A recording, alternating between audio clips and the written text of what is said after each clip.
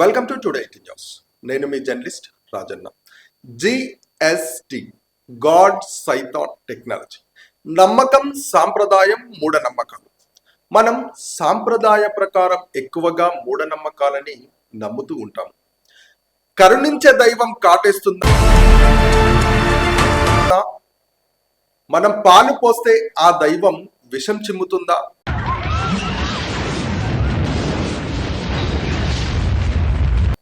మనల్ని బిడ్డలాగా భావించాల్సిన దైవం మనకు శాపం ఇస్తుందా? మరి సాంప్రదాయంగా వస్తున్న దైవం కరెక్టా, లేక ఈ శాపాలు నిజమేనా? అయితే సైన్సా లేక సాంప్రదాయాల అంటే మీరు వేటిని నమ్ముతారు? సాంప్రదాయం కరెక్టా, సైన్స్ కరెక్టా అనేది మీ అభిప్రాయాన్ని కామెంట్ రూపంలో తెలియజేయండి. ఈ వీడియోని ఎక్కడ కూడా స్కిప్ చేయకుండా చూడండి. ఇప్పుడు మనం పురాతన కాలం నుండి వచ్చే ఒక నమ్మకం గురించి మనం మాట్లాడుకుందాం. అదేంటంటే నాగదోషం.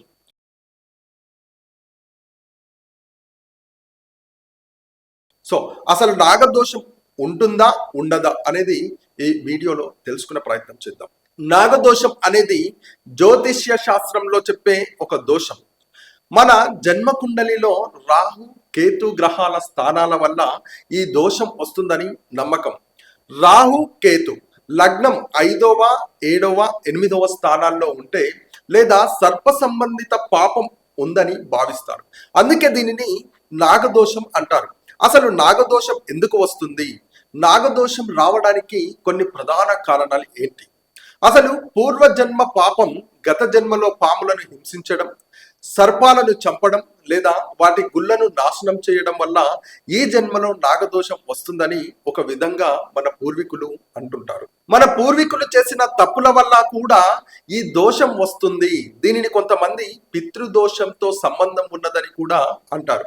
ఇంకొకటి ఏంటి అంటే నాగదేవతలను అవమానించడం వల్ల, నాగదేవతలకు సంబంధించిన పూజలు చేయకపోవడం వల్ల, నాగపంచమి వంటి పర్వదినాలను గౌరవించకపోవడం వల్ల వస్తుందని అంటారు. నాగదోషం ఉన్న వారిని ఇలా కూడా అంటారు: వివాహం ఆలస్యం అవ్వడం, సంతాన సమస్యలు, కుటుంబంలో శాంతి లేకపోవడం, ఆర్థిక సమస్యలు వస్తాయి అంటారు. మరి నాగదోషం పోవాలంటే ఏం చేయాలి? నాగదేవత పూజలు చేయడం, రాహుకేతు శాంతి పూజ చేయడం, కాళహస్తి నాగేశ్వర ఆలయాల్లో పూజలు చేయడం, నాగపంచమి రోజున పూజ చేస్తే పోతుందని ఒక నమ్మకం. నాగదోషం గురించి సైన్స్ విజ్ఞానం ఏమంటుంది? అసలు ఇది జ్యోతిష్య విశ్వాసం మాత్రమే, శాస్త్రీయంగా నిరూపించబడిన విషయం కాదు. సైన్స్ దృష్టిలో నాగదోషం అనే కాన్సెప్ట్ ఆస్ట్రాలజీ, జ్యోతిష్యంలో వస్తుంది. కానీ సైన్స్ అంటే ఆస్ట్రానమీ, ఖగోళ శాస్త్రం. గ్రహాలు మన జన్మ సమయంలో ఉన్న స్థానం మన జీవితంపై నేరుగా ప్రభావం చూపుతుందని ఆధారం లేదు. నాగదోషం వల్ల పెళ్లి ఆలస్యం అవుతుంది, సంతానం రాదు వంటి విషయాలను మెడికల్ లేదా సైంటిఫిక్ ప్రూఫ్ కాలేదు. నిజానికి ఏమి జరుగుతుంది? సైన్స్ ప్రకారం సంతాన సమస్యలు రాకపోవడానికి కారణాలు హార్మోన్స్, జన్యు సమస్యలు, జీవనశైలి, పెళ్లి ఆలస్యం కావడం, సామాజిక ఆర్థిక వ్యక్తిగత కారణాలు అవుతుంటాయి. అంతే. కష్టాలు వస్తే మనం మానసికంగా కారణం వెతుకుంటాం. అప్పుడు నాగదోషం వంటి నమ్మకాలపై నమ్మకం పెరుగుతుంది. ఫిజియాలజీ యాంగిల్, మనసు కోణం.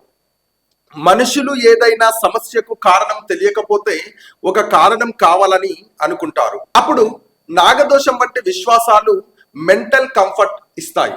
దీనిని సైన్స్ లో బిలీఫ్ సిస్టమ్ అంటారు. సరళంగా చెప్పాలంటే నాగదోషం శాస్త్రీయంగా నిర్ధారించబడలేదు. ప్రజలారా, ముఖ్యంగా మీరు ఇది గుర్తుంచుకోవాలి. నాగదోషం అనేది జ్యోతిష్య నమ్మకం మాత్రమే. ఇది శాస్త్రీయంగా నిరూపితం కాలేదు. సమస్యలు ఉంటే ప్రాక్టికల్ గా కూడా పరిష్కారం చూసుకోవాలి. సో చూసారు కదా ప్రజలారా, మరి మీరు సైన్స్ ని నమ్ముతారా లేక సాంప్రదాయాలని నమ్ముతారా? మీ లైఫ్ లో ఇలాంటివి జరిగాయా? ఒకవేళ జరిగి ఉంటే కింద కామెంట్ చేయండి. అలాగే మీరు దేనిని నమ్ముతారో కూడా కామెంట్ చేయండి. ఇది ఇవాల్టి మన జిఎస్టి ఎపిసోడ్. మరిన్ని ఇలాంటి వీడియోస్ కోసం లైక్, షేర్, సబ్స్క్రైబ్ చేయండి.